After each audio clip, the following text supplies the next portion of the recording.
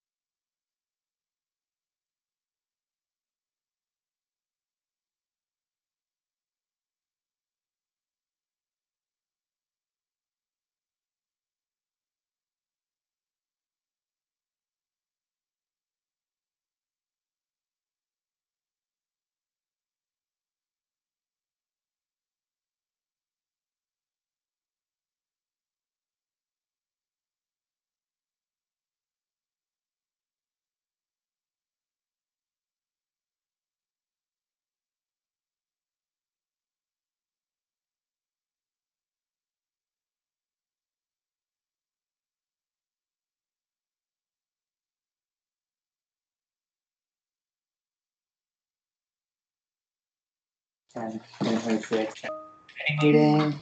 We'll start with a roll call down there with Samad. Samad Wall, West TPO. Sanjeev, Chatham County. Curtis Carpinato, Durham County. Travis Creighton, Research Triangle Foundation. Caroline Dwyer, Chapel Hill Transit. Colleen McGee, Triangle West. Eric Vitale, City of Durham. Ellen Beckman, Durham County. Paul Black, go Triangle. Lindsay Smart, City of Durham. Josh Barrett, City of Durham. Monet Moore, Triangle West. Matt Day, Central Pines. Spencer Stringfellow, Kinderhook. Trevor McCuskey, Division 7. Stephanie Trueblood, Town of Hillsborough. Kara Russell, Campo. David Miller, Triangle West. Chris Lawson, Central Pines.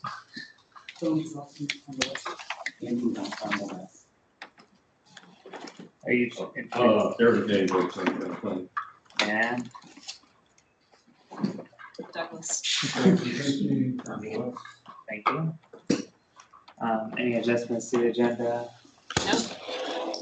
No adjustments. Anyone signed up for public comment or online? We did not receive any requests to speak in advance. I didn't see anyone signed up to speak. Awesome, that brings us to TPO staff report. Great. Anything to add to the Durham staff report? Oh, I will note that one of the attachments with the draft staff with the staff report is the draft project agreement. This was something that the board requested, going along with updates to our call for projects and the RFF that was adopted last month. They wanted to see what a draft project agreement would look like. So take a look, and if you have any comments or feedback, please let us know. So when would you like those comments if we do have comments? Tomorrow. Okay. Sounds good. In the next week or two would be great. We'll be putting together materials for the board agenda later this week and sending that out next week. So if you have anything you'd like us to incorporate before that goes to the board, we'll need it by Monday morning, the 16th. Okay, Otherwise, we'll incorporate it later. sounds good. I don't have anything to report. FTC chair today. The North Carolina Department of Transportation report, that's Division 5. No report. Thank you. Division 7. Nothing additional report, just note the items in red are what changed since the last report. And we also have a comment filled in our under construction projects. So please take note of that. Let me know if you have any questions. Thanks. Division 8. Good afternoon. Justin is also with us from Division 8. And our 15501 project in Chatham County will be rescored in P8, and those P8 scores should be out at the end of May. Thanks. Be glad to take any questions. Thanks. Transportation Planning Division. There's Julie. Hey, Right in, just sorry, in I time. have no report. If No. there's any questions, happy to take them. Awesome. And anyone here from IOD? Does not. Thanks. Brings us to our consent agenda. On the consent agenda, we have February 10th, a technical committee minutes, and CMAQ application for the NSBRT. Any comments, questions, concerns? I did have one question on the minutes. Yeah. Down at line 139, looking at I'd actually asked if we could get a version of the MOU that just showed the required federal changes, and that way we'd have something to compare the new MOU to, looking at the difference between like where we were and where we're going. I just want to see if I can get that reflected. I'll make that change. I indicated a separate transit committee might not be the most effective approach and expressed a preference for maintaining the current MOU, but I actually did want to see if we could have a version of it that just had that stuff for comparison. That would be useful. After yesterday's meeting, I think we're going in the right direction, but it's still, I think, a helpful tool to sort of say, oh, here's where we were and here's where we're going. Thanks.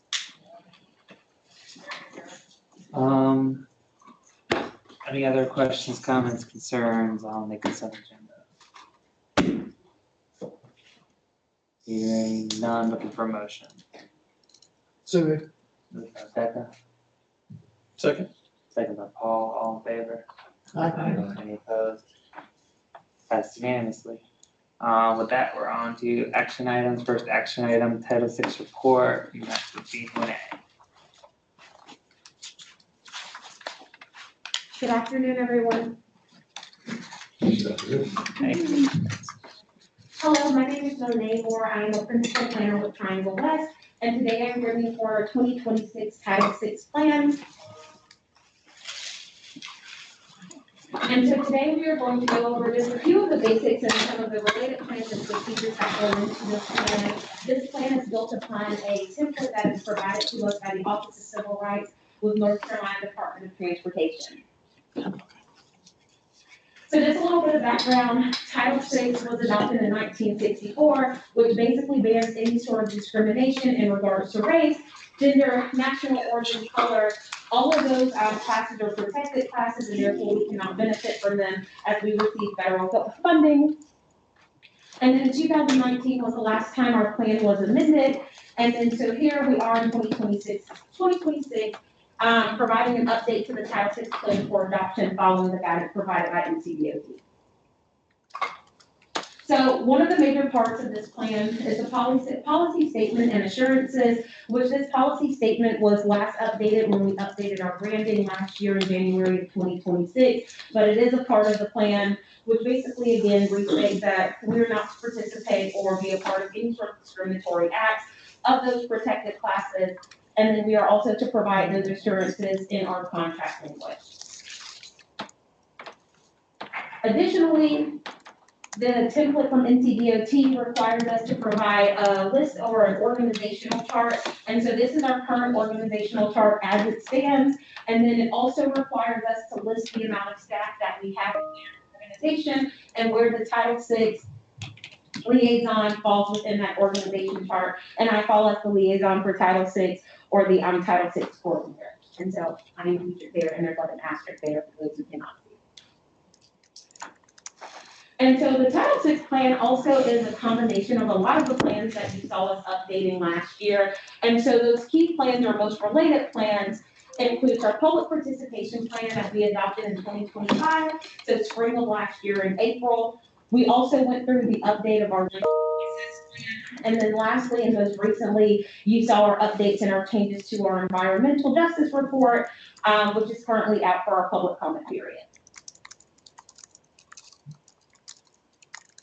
Additionally, what's included in this Title VI plan is just our procedures. And so here are the procedures that is provided by NCDOT. And so what you see in bold or in a different color in that font is some of those key days that we have to follow. Any complainant can issue a complaint or report a complaint to us within 180 days of the issue or the incident that occurred. We have 10 days to respond to them to provide an initial response in writing via mail. And then if the complaint is incomplete, meaning that they didn't provide enough information, they have 15 days to get back to us. And so with that, the procedures are going to be staying the same. We're not changing those procedures, but we are modernizing how we track complaints if they're ever received. And we also are modernizing and allow people to now be able to submit complaints online via a digital form. So those are going to be new additions with this Title VI plan. And then we get into our compliance and enforcement. These are the things that we're required to do to comply with Title VI per the Office of Civil Rights.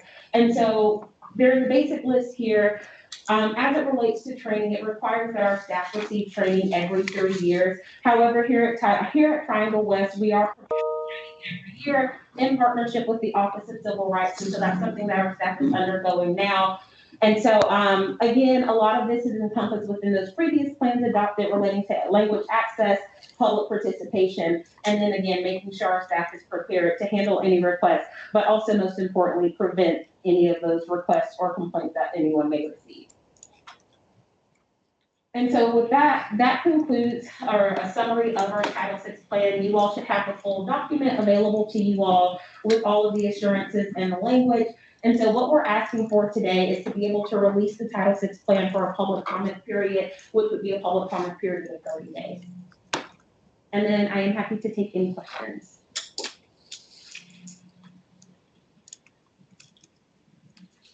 Any questions, comments, concerns? Looking for a motion to recommend board release for public comment. Moved by Don, Second.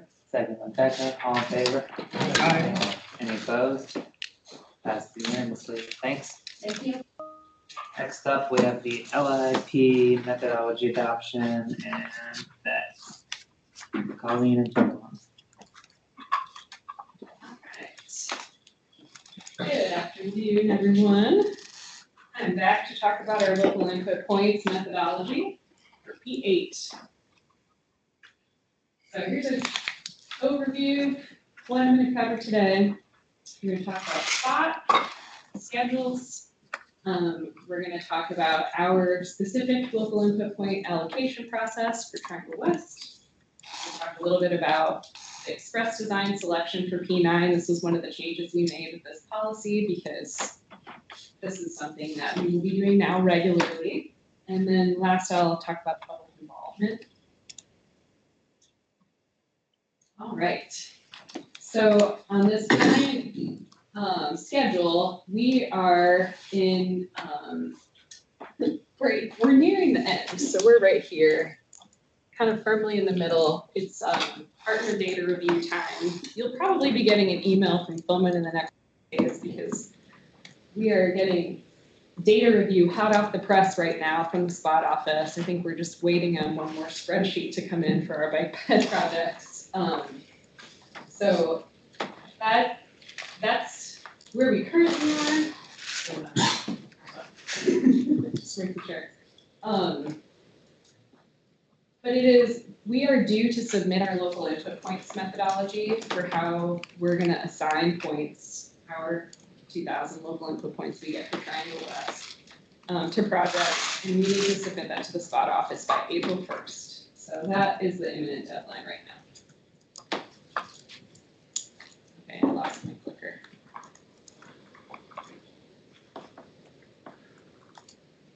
So, no.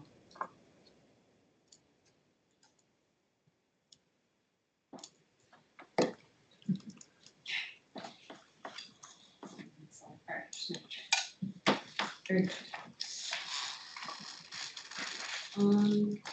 Okay, so here's our schedule. We presented the draft of the local input point methodology to you all in January. Then after the board released it at their January meeting, we had a 30-day public comment period. We'll talk about that in a moment. But at this point, because we're due to send our local input point methodologies to the spot office in April, this is your second review of the local input points methodology. Brian Kuchar mentioned in the Division 5 report that we are expecting the scores for statewide, regional, and Division tier projects sometime at the end of May. We're hopeful that will stay on schedule. And so then we are, looks like I lost, division is not spelled right there, but we're expecting to rank and start assigning local input points to both regional and division tiers. This year we'll do them together, which is a little different from how we've done it in the past, but we'll do that in one shot in June. And then in August would be when the board would approve that assignment for local input points to projects, and we would get those points kind of loaded into the spot system. The reason why we're proposing to do this a little differently this round than in the past is because of the funding availability. And so we are not expecting a lot of funding to be available in that division tier. So I think the regional tier will really be our focus. In talking with some of the other MPOs and RPOs in the state, most RPOs assign all their local input points at the same time, so it's not to have to go through the same process again in a few months. So it's kind of what we're proposing for efficiency's sake. And I think it will make it less confusing for the public if we're releasing for public comment to have to do that in one shot. All right, our methodology. Our local input points, each MPO gets a certain number of local input points. These are the qualitative part of the spot prioritization process.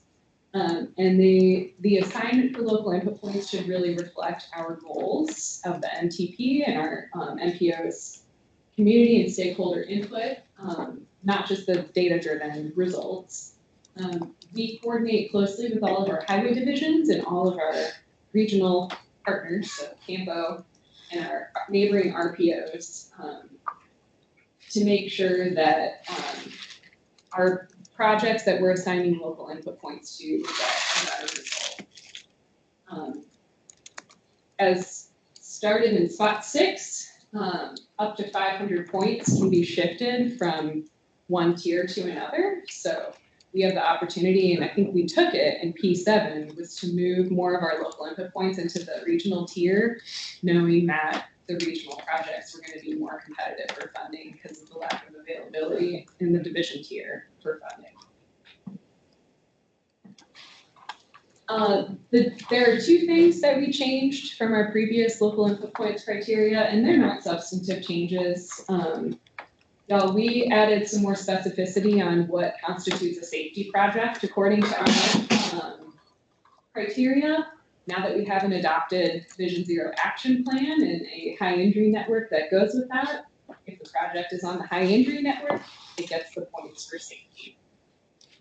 That would be either a regional or a local high injury network, in case someone's wondering that. And then the other thing we updated was what constitutes, this is our equity criteria. And so we've added additional language here to incorporate our environmental justice communities.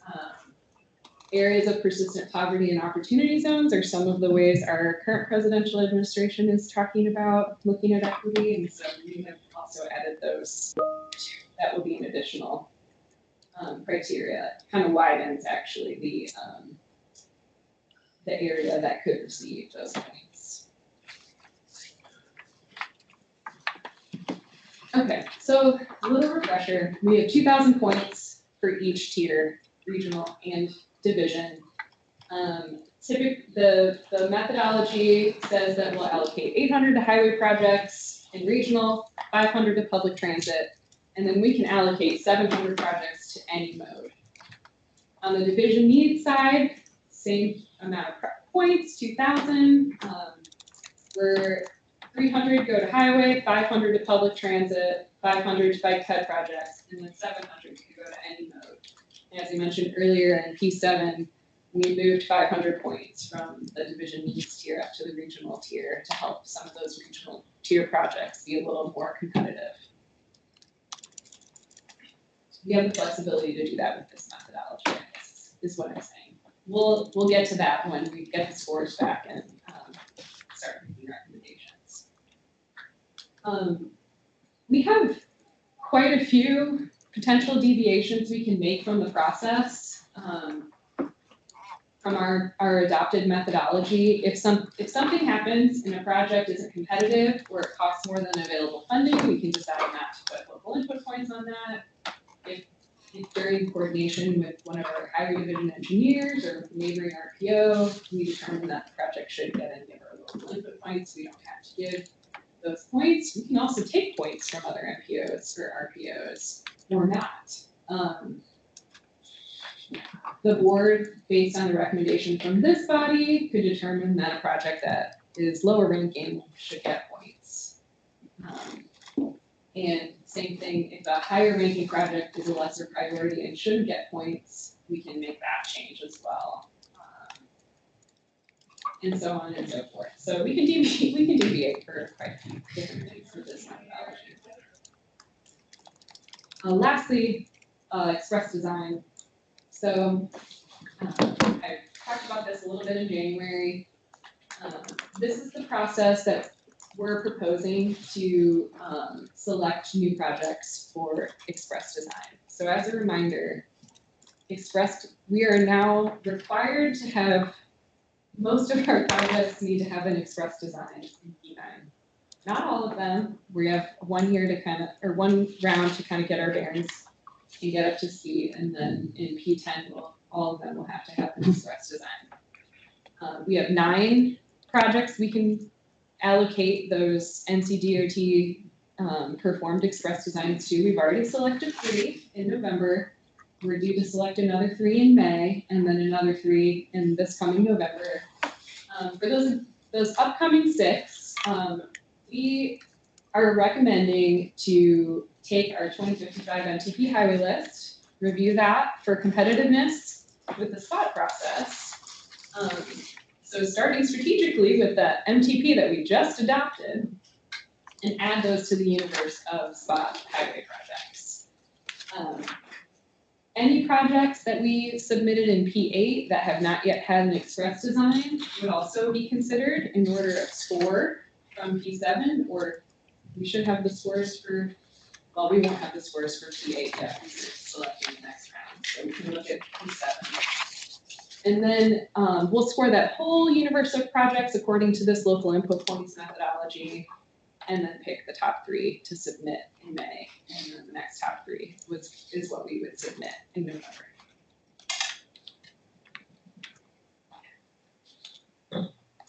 Public involvement.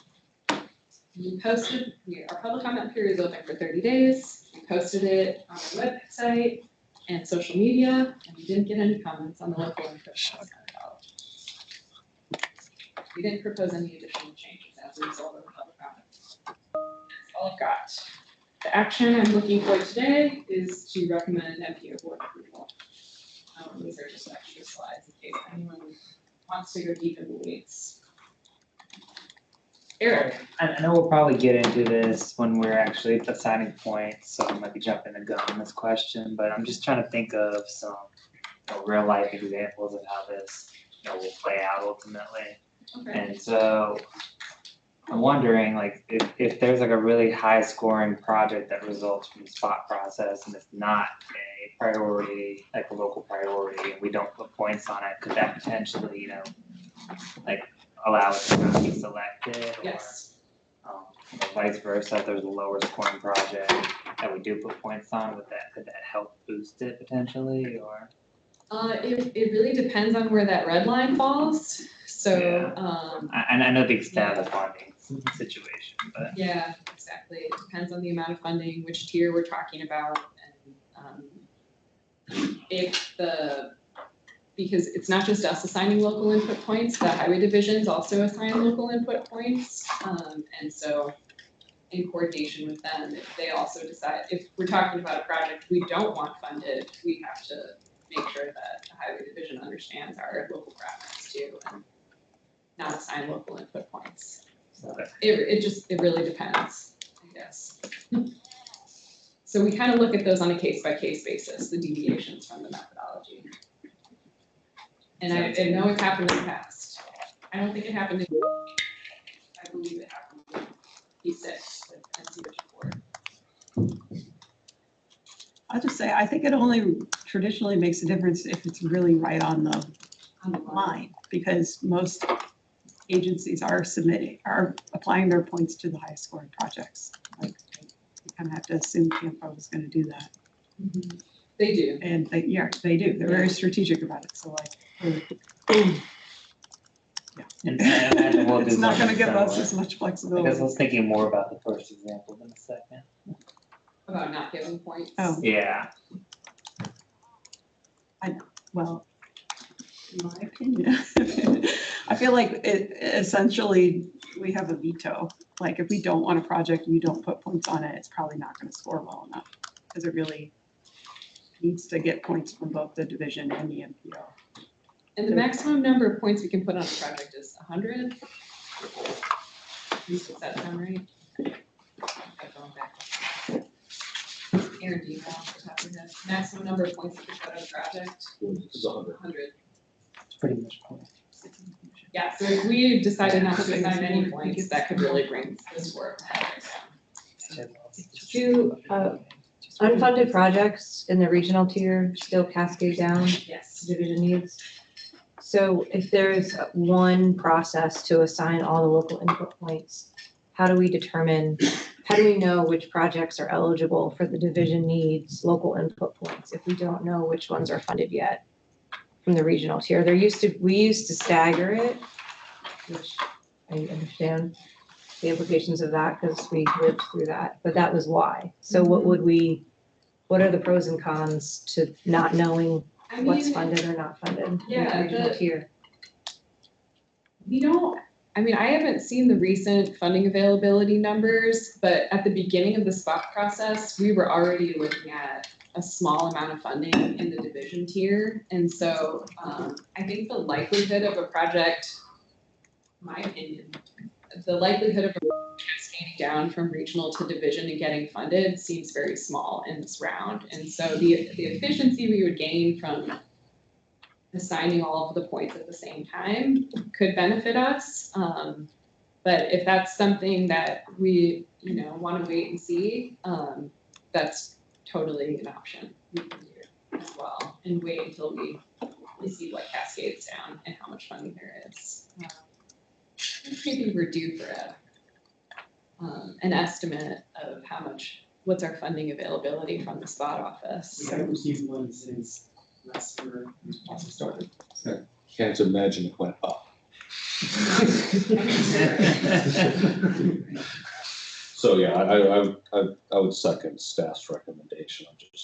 Yes, normally when we had There was more money. $50 million in the division tier, but I think was it negative money or something like that in the?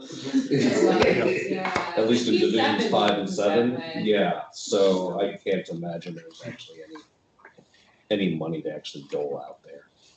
No, for divisions 5 and 10, it's a paper exercise. Yeah. 7, I think, was the same way.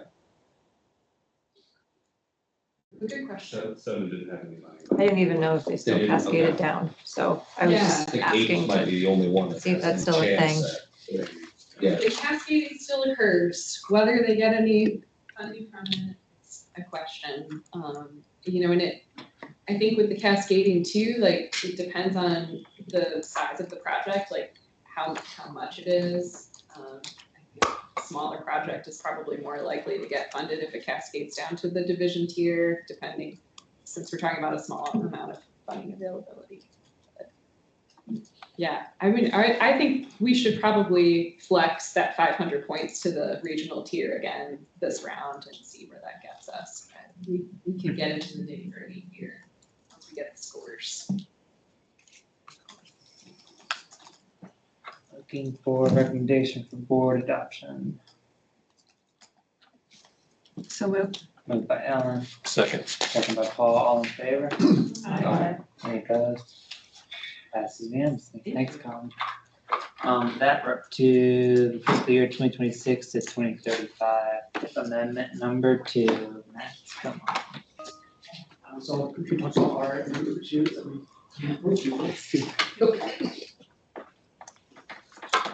Just a quick overview of it. So it has all the projects in state that are already funded, and for discussions and revisions are needed as we're in this coming. So on this amendment, we have one new project, 4 bus stops being approved, and it's more about triangle, and several other updates on existing projects. The only change from when this was first introduced in January would be the 2 projects that were awarded community project funds. Chapel Hill was awarded $1 million for the side path, and Triangle was awarded $2 million for the hub. In addition to those, there's just the item and handouts that have come since then, so in March. This did go up to the comment about everything. We did not receive any comments, so the request action is to request for the board to approve our amendment. Any questions on the amendment?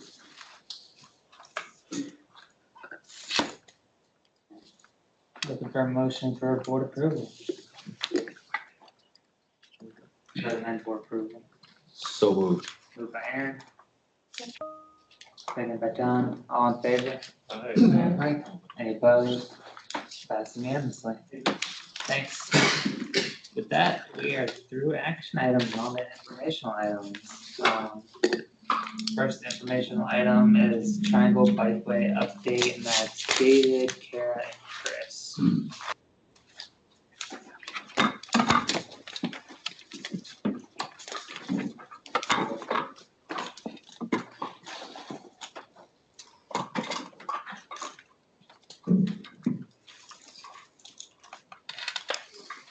Good afternoon, everyone. My name is David Miller, and I'm a transportation planner with Triangle West.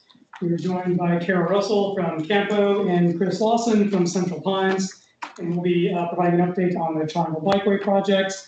It's been a little while since we provided an update to this group, but there are some timely updates that Campo would like to share about their design project. And the action for this item is to receive the presentation and provide feedback. So here is our agenda for this item. We will share a background of the Triangle Bikeway for those who may be unfamiliar, and share updates for Campo's design project. I will share updates for Triangle West, and then Chris will do the same for Central Pines. All right, so to get us started, I will pass it over to Kara to get us into a background and lead us into Campo's updates. Thank you, David, and thank you all for having me here today. A little bit, so I'm very excited to be with you all. I'm going to go over a little bit of the history. I know it's had a long one, and so just good context setting for those who've been hearing about the project recently, but also as a little bit of a refresher of where it's been. All right, I'll get started. I know this group knows what is the Triangle Bikeway. This is looking at a bike commuter facility that would connect all the way in completion from Chapel Hill to Raleigh. And so the most recent of this effort that was conducted, the project has been around for about 2 decades, was the Triangle Bikeway feasibility and implementation study. This was adopted by both TPO and Campo boards in 2022, and that had looked at the entire alignment, looking at all the different options throughout this facility to connect all of our communities in the region.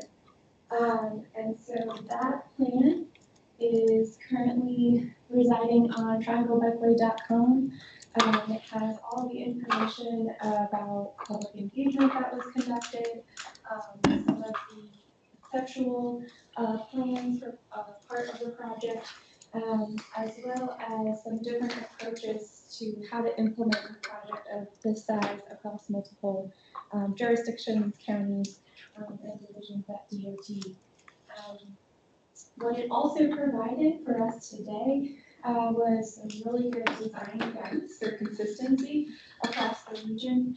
So looking at a 16-foot path where possible with some pedestrian accommodation on the side, as well as some different typical sections as the corridor touches down more to our local communities. So you'll notice some of the cross sections look a little different where it runs along 40, but as we step down to places like RTP where we want to have those connections, and there might be some right-of-way constraints to push down to a smaller facility as well.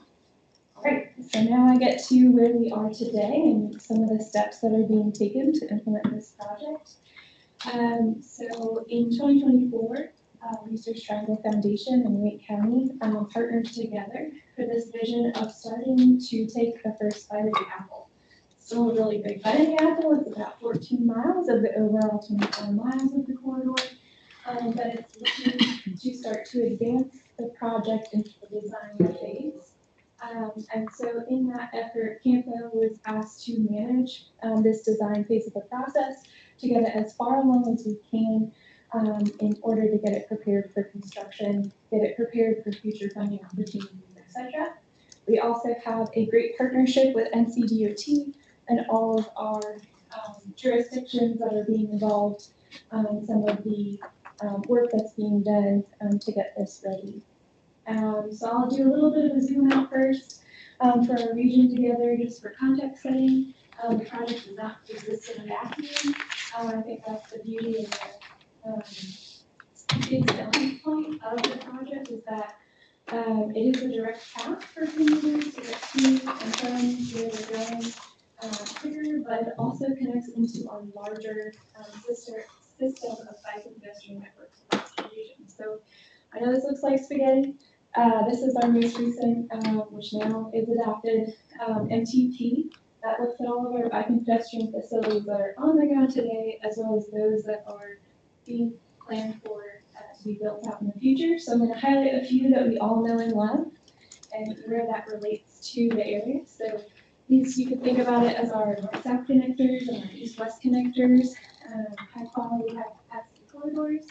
And then that green line is the overall alignment of how that connects into this larger system of active corridors across the region. We also know in this area, there's a lot to celebrate.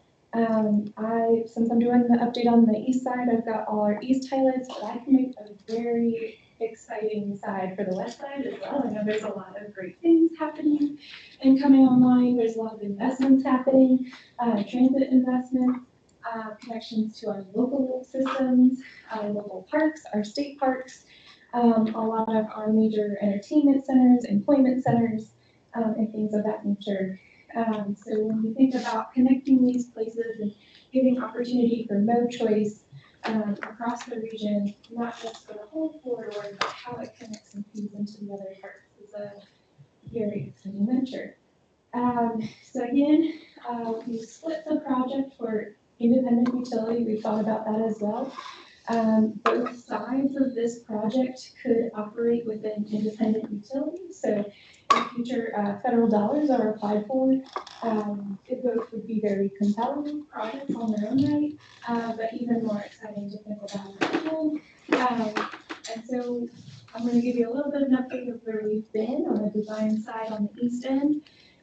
We started off with a site visit in 2024. It is pretty incredible, as we all know, the growth that we're seeing in the region.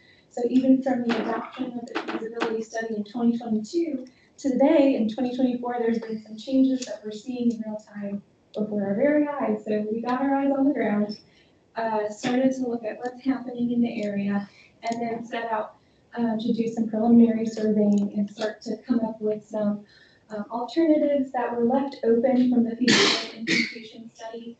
You'll notice on this map here, this is the alignment that was adopted, and there's some, it's really tiny, I'm sorry.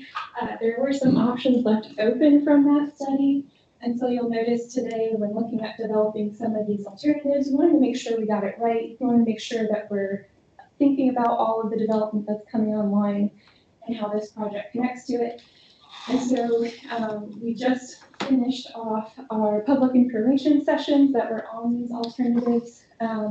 We went out and asked folks for information, and we're still asking for information before we step into that next part, which is taking the one final alignment and moving it to 30% design completion.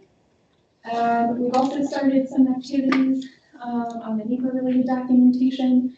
We know should there be any federal funds applied to the project for construction, that would be a requirement. So we're going ahead and doing some of that work. It's also just really good information to have anyway. So we're going ahead and doing that, as well as the ongoing capital project coordination. Make sure, again, we're thinking about some of those larger projects coming online and connecting it. So our schedule moving forward, we've just wrapped up the public information at the end of February, and we are looking to start moving towards getting that final alignment endorsed, so that way we're authorized to go to 30% completion. All right, just a little bit of information.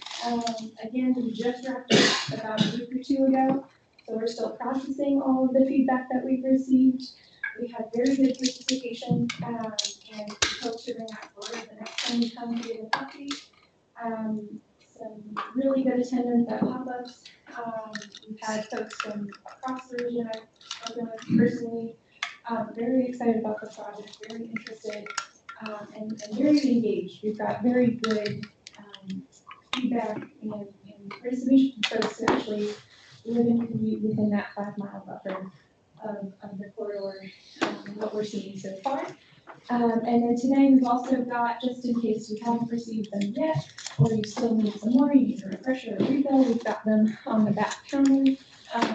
So that way, if you've got questions from folks about what is going on the other end, all that information is there for you, and it should be good evergreen information as we go into the cover.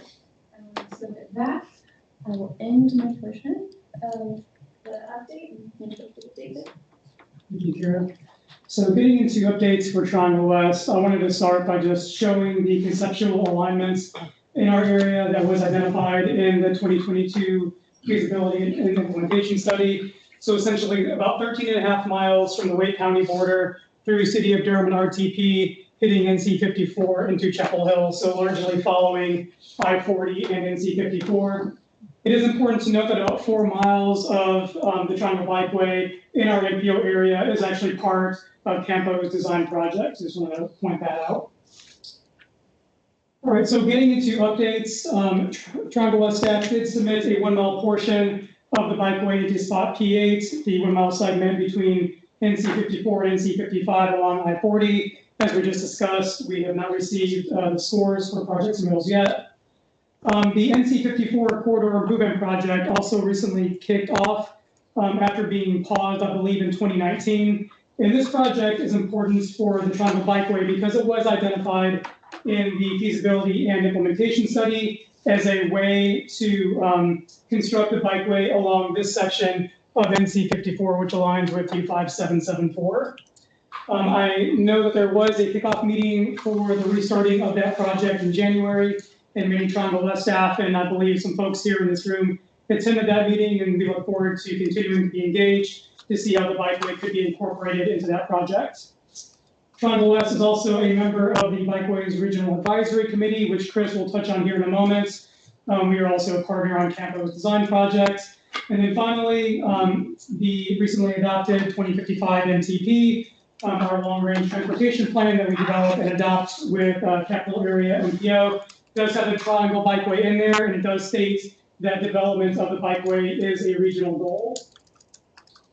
So looking ahead to potential next steps, I added the next steps for Triangle West that are found in the action plan portion of the 2022 study, and it is essentially guiding Triangle West to get to where Campo is now. So looking at 30% design and beyond, and then if you look further out, developing construction and funding strategies. But as we're thinking about next steps for Triangle West, in addition to the updates that I just shared, I might recommend that we just continue to be a partner with Campo on their design project, learn about their processes, and incorporate those into our own when our TC and board direct us to move forward. All right, so I will pass it over to Chris to share some updates for Central Pines. Awesome, thanks, Dave. Everybody, I'm Chris Lawson, I'm Program Manager with Central Pines. And so our role in this is because we cover both the east and the west sections. So starting top to bottom, basically what we've done is maintain the Triangle Bikeway website. And this, you can direct folks to it for general information, history of the project, feasibility study. And there's a link to submit questions, and that's probably the most active part of the website. And so we get a good number of questions, and almost all of them are, when is it being built? That's the question. So I don't have like a good solid time frame for them, but we get a lot of questions about it to be built. So it seems like there's a lot of excitement in the area. Next is we lead the Regional Advisory Committee. Basically, it's a quarterly committee we facilitate. At our first meeting in February this year, our first meeting of the year, we asked the committee for feedback on kind of what they want to see for the rest of the year, what kind of items we discuss. Got a lot of really good feedback. I think the highlight of which is one of our other partners, the Triangle Trails Initiative, is going to try to get advocacy groups and maybe some elected officials out to other bikeways in the state and do a site visit and just try to build more excitement for it, build awareness of it. And then in November, we're going to have our first truly in-person meeting, which we talk about the site visit, hopefully get more excitement and awareness, and then maybe celebrate how far the bikeways come this far. So finally, Central Pines has a nonprofit organization which could serve as some kind of funding mechanism in the future. That's all I have about that right now. So still hearing that part. Thanks, everybody. Thanks, Chris. All right, so the action for this information item is to receive the presentation. We also welcome any questions and discussion. I will mention that we will be bringing this to the board in April rather than March due to presenter scheduling conflict. I just wanted to point that out, that we will be bringing it to the board in April. All right, so we're happy to take any questions you have, and we appreciate your time.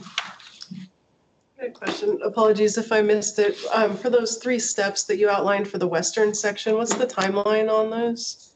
Well, according to, sorry, that's fine.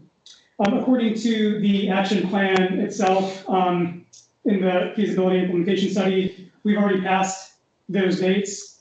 So it's, we have to make new ones. Okay.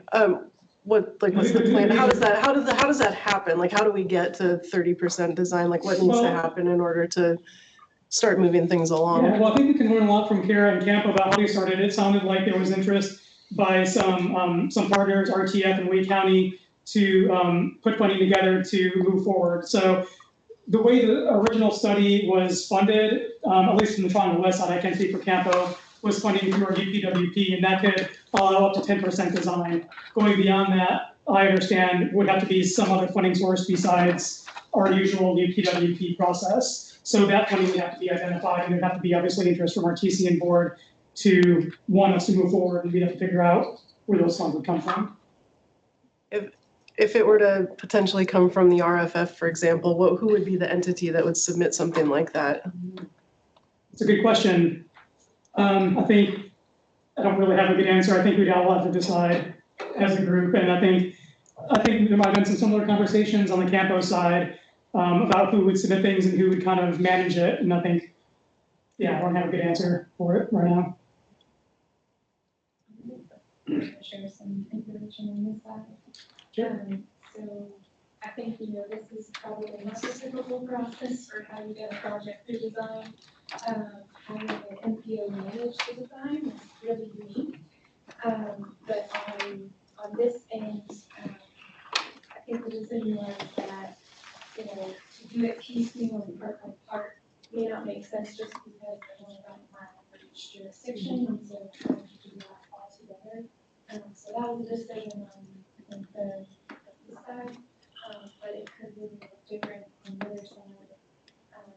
Transit independent utility, if, money were to come forward tomorrow and be applied, that can run in parallel with the other side.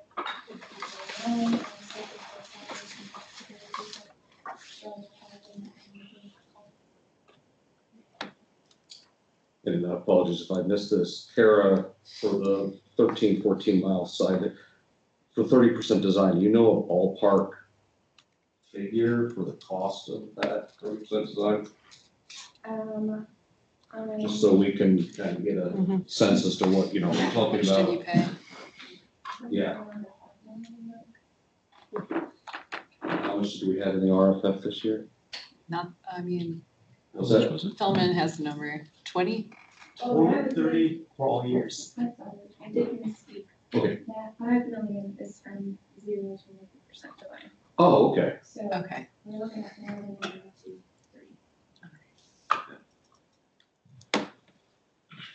So it won't, Maybe it more. wouldn't eat up the whole, but it would be a significant. It would be, And the local match is being paid for by Wake County and RFP, right? Yeah, and currently there's no federal funding on the project. So the 90% design is exclusively Wake County and RTF funding. There's no federal money in the project yet. Oh, okay. We're preparing the construction funding. And Wake County had a Greenway bond or something that I think raised money.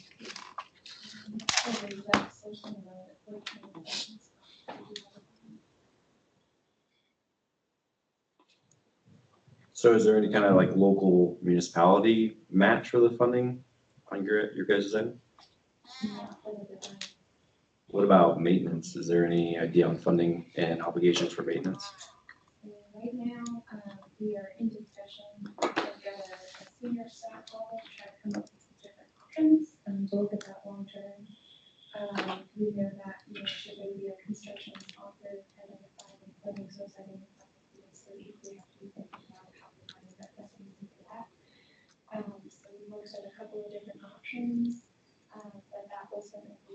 the local decision makers to decide on what route of path to direct us in.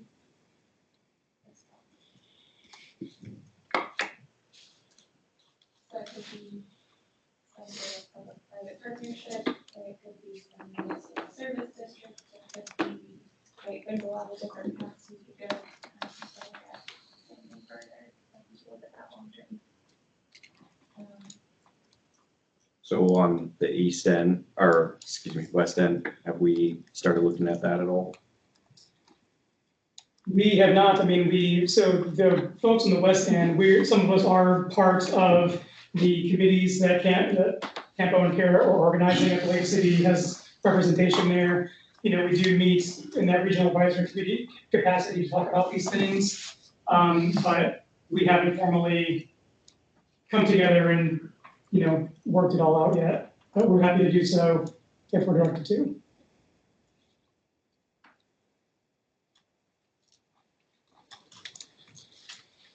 Is that western alignment that was along 54? Mm-hmm. There it is. Yeah, that's nice. That ties right into the multi-use path for the north-south bus rapid transit at the end there, and which also connects out to Carborough through the Morgan Creek Greenway right down on the south end there.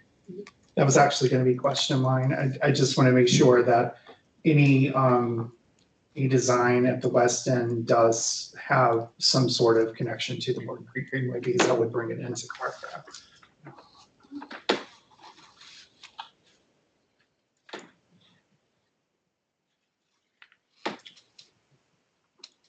Anyone else? Wonderful, thank you all. We're on to memorandum of understanding.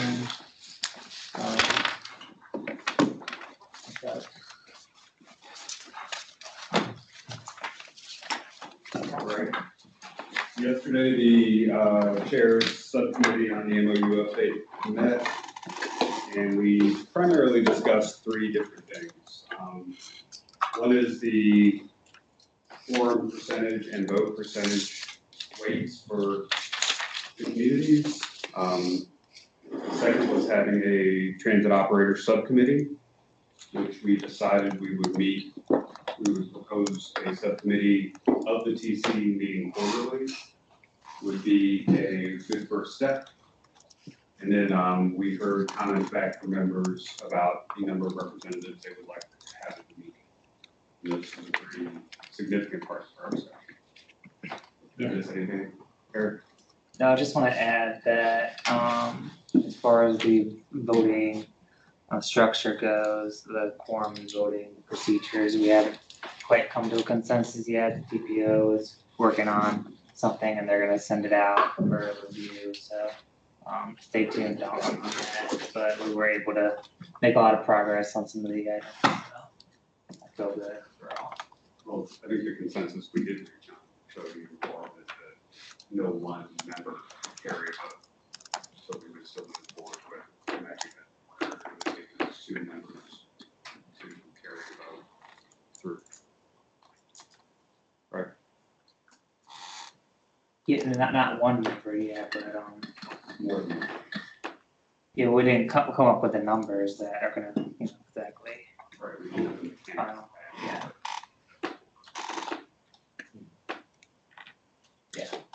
Yeah. Thanks.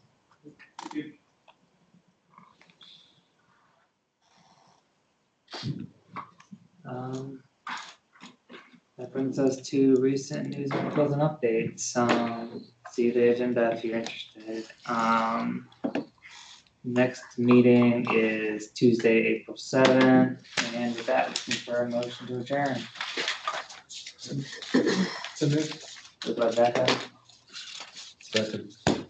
Second by Aaron, all in favor? Aye. See y'all next month.